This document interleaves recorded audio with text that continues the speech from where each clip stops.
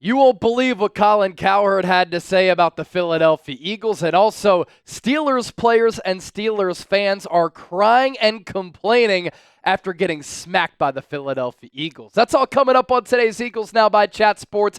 I'm Chase Sr. Thank you so much for being here, and I'm going to continue to beat this home and beat this drum.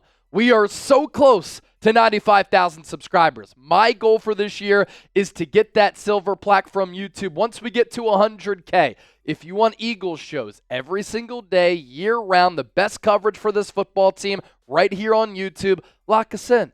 You already know what to do. Go on down. Hit that subscribe button. We're 150 people away from 95K. And knowing how passionate Eagles fans are and knowing that you love ball, you want to hear about this team, I think we can get there with this video. All right, let's begin with what Colin Cowherd had to say about the Birds on the Herd, live on Fox Sports Radio and FS1. One of my favorite radio hosts out there because he always makes me think, and sometimes his takes are off, but he's a very successful businessman and media mogul. So he started off by saying that the Eagles are the strangest great franchise of the last 25 years, not just in the NFL, but in all of sports. And here's what he meant by that.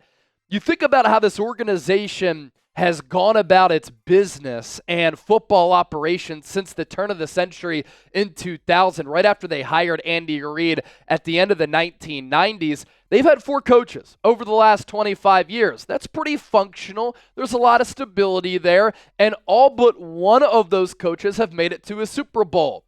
But 3 of them were fired. Andy Reid after 14 years, Doug Peterson a few years removed after he won a Super Bowl, Nick Sirianni, obviously the current head coach, and Chip Kelly, he got fired with a winning record.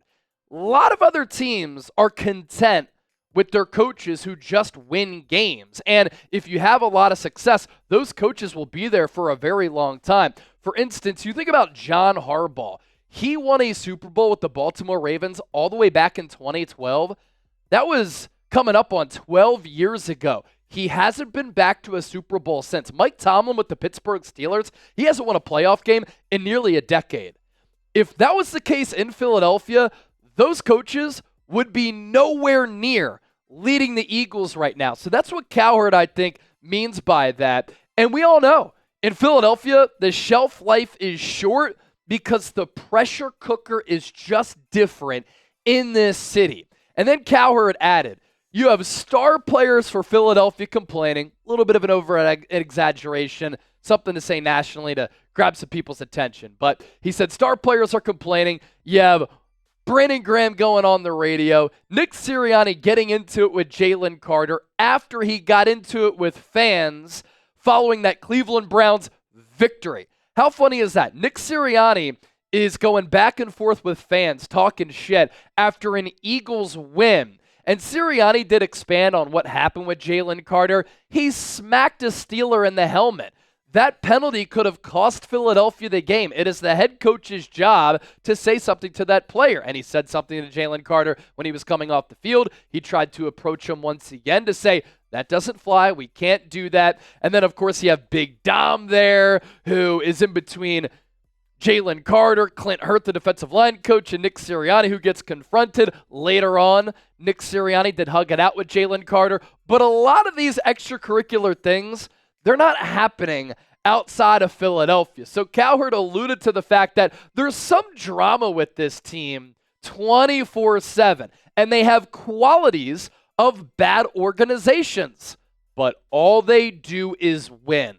And in hearing Cowherd talk about this, the one thing that came to mind as I'm thinking about my entire childhood growing up in Westchester, right outside of Philly, going to Temple, being a diehard fan of this team since I was 4 years old, going through the ebbs and flows, the ups and downs of being a fan of this team, and some of the drama that does transpire, some of the craziness. In Philadelphia, don't we like it this way? I mean, our motto as a city is no one likes us, we don't care. In the city of Philadelphia, we get it out of the mud. We're grimy. We're gritty. We're tough. We are blue collar. And I think all of us can agree, we're all a little bit dysfunctional in our own special ways. More from Cowherd. He said, I watched the Eagles on Sunday, thinking that the Steelers were a Super Bowl caliber defense and the Eagles beat up a good defense, and Cowherd was very amazed by that performance. And Cowherd added, and he said some negative things about Philadelphia over time, I am picking the Birds to win the Super Bowl. Why? Well, from Cowherd's standpoint, he examines this roster and says they have young stars, they have old stars, they have experience.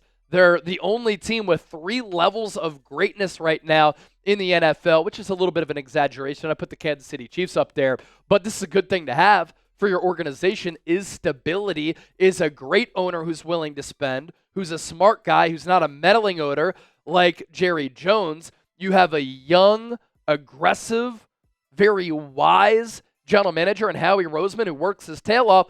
And yeah, Nick Sirianni's now 46-19 as a head coach. That's pretty great. And Cowherd also loves the Birds' aggressiveness as an organization.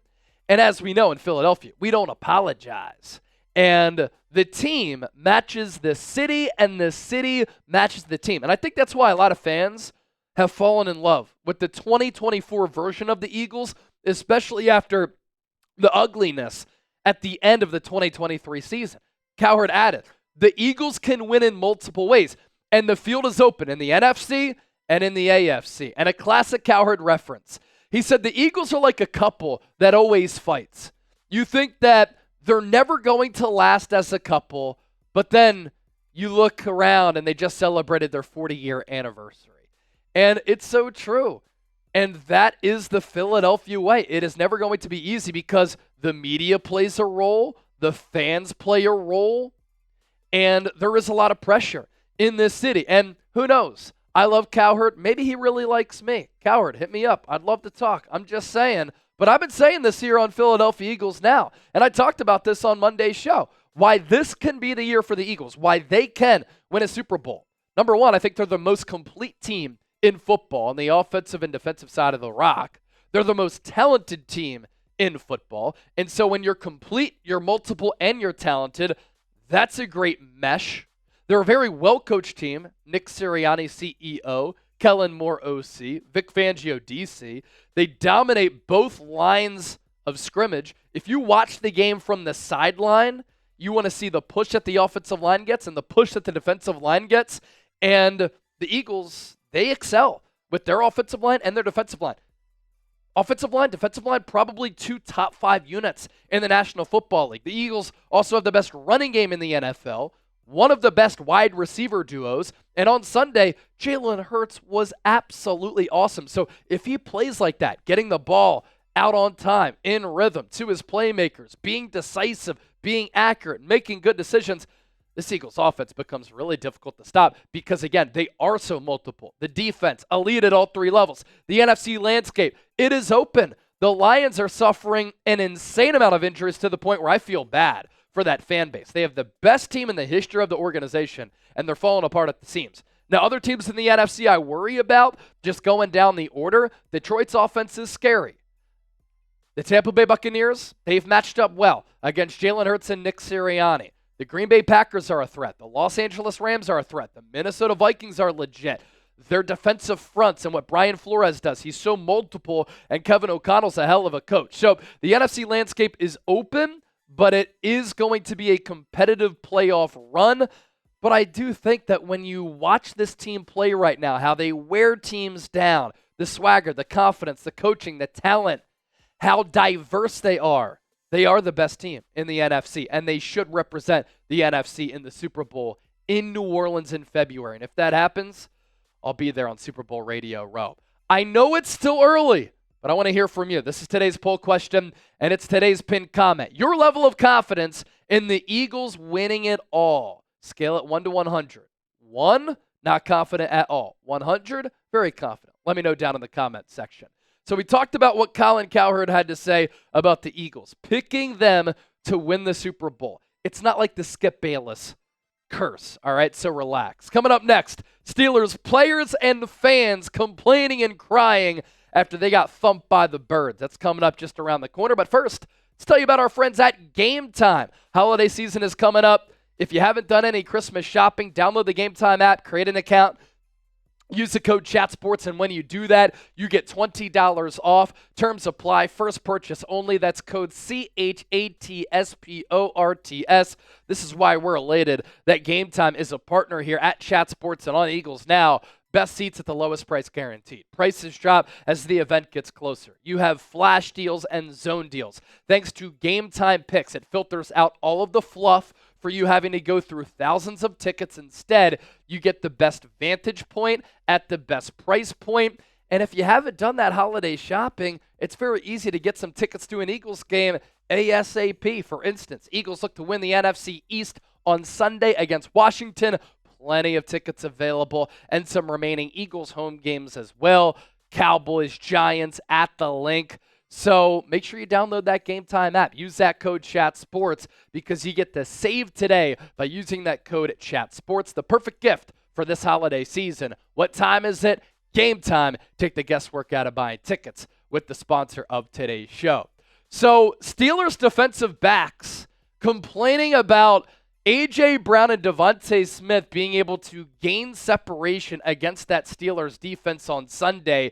We're going to hear from Joey Porter Jr. first, who said this. I mean, the refs let them push off. At the end of the day, that's what's on tape. Brown is just one of those guys who they aren't going to call it. And then DeMonte KZ, it doesn't matter if officials aren't calling it. We've got to keep playing. We can complain all day, but that doesn't help. We've got to keep playing. Hold up now. Don't the Steelers play in the Steel City? Isn't Pittsburgh a city that prides itself on its tough, rugged mentality? Don't the Steelers compete in the physical AFC North? Nick Sirianni said it best in a clip that the Eagles just put out on social media. He said, this is going to be a physical game, but the physicality starts and ends with us. We're the effing more physical team. Steelers didn't want to match that noise. They strut. They got some confidence. They act big, bad, and tough, but you go up against a team that plays big, bad, and tough, and now you're going to complain. If you don't like it, you better stop it. And the Steelers couldn't do that. How about how Jalen Hurts fared when he targeted both A.J. Brown and Devontae Smith combined? He was 19-23, 219 yards to his top two wide receivers, both of his touchdowns, and a passer rating of 133.5. So you have players complaining about A.J. Brown and Devontae Smith pushing off, yet A.J. Brown, they never call it on him.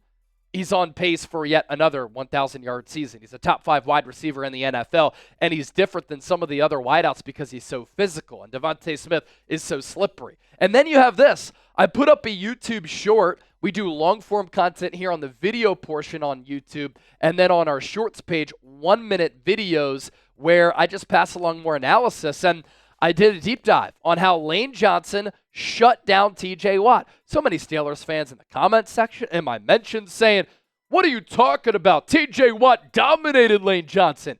Here's that video just to give you an example of what I'm talking about. All throughout the week last week and the lead up to Steelers-Eagles yesterday, I had honed in on this matchup.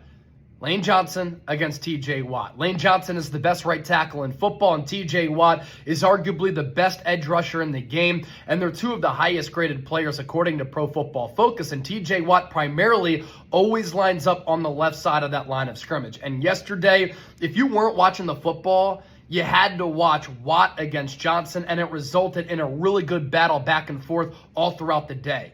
And Lane Johnson played spectacular once again, and he pitched a clean shutout. 38 pass blocking snaps against the Steelers, 0 sacks, 0 hits allowed, 0 pressures, and a pressure rate of 0.0. But this also speaks to the greatness of TJ Watt. Still found a way to make impactful plays. 2 sacks of Jalen Hurts and forced the fumble on Hurts. Lane said after the game, I had nightmares in the lead up to this matchup. I might need a few shots. He certainly deserves that. And here's a guide for how not to be an annoying commenter. Don't be lazy and say clickbait. Actually watch the content. And then don't make statements that I actually talk about in a 60-second video.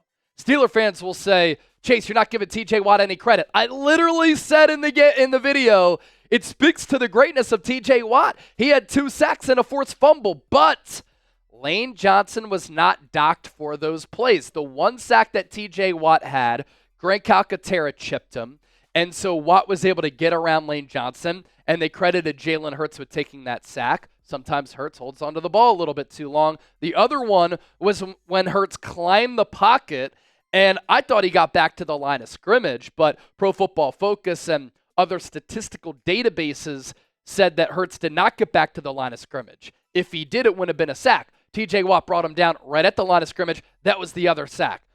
The fumble that he forced on Jalen Hurts, it's a great football play, and TJ Watt is a great player. He always lines up at left defensive end, and so when he punched the football out, that was all the way on the other side of the field.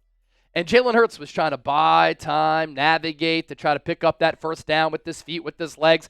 TJ Watt comes over, punches that football out. He's a great player, but so is Lane Johnson. Lane Johnson even said after the game, I had effing nightmares about this matchup. I couldn't sleep. It was a long effing day, me being on an island. The greatness of Lane Johnson, he was on an island. There wasn't oftentimes a tight end over there chipping. They didn't double team TJ Watt a lot. And Lane Johnson against Pittsburgh registered 38 pass blocking snaps and gave up 0 sacks, 0 hits, 0 pressures allowed, and a 0.0 pressure rate allowed. This message goes to Eagles fans as well. Chase, you don't know ball. Lane Johnson didn't play well. He played great, especially considering the defense the Eagles were going up against and the assignment that he drew and the fact that he was one-on-one on an island for the majority of the day against TJ Watt. And this is how he performed. Type F Pitt because Philly runs PA. E-A-G-L-E-S.